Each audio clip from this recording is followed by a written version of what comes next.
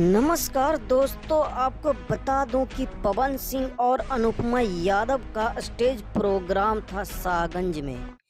जी हां दोस्तों, stage programme में कुछ ऐसा हरकत हो रहा था जिसे देखकर हर कोई समझ जाएगा कि पवन सिंह और अनुपमा यादव के बीच क्या चल रहा है। जी हां दोस्तों, आपको बता दूं कि अनुपमा यादव गाना गा रही थी पवन सिंह के सामने। हम यार हैं तुम्हारे, हम दिलदार हैं तुम्हारे। तो दोस्तों, ये सब देखकर पब्लिक क्या समझेगा।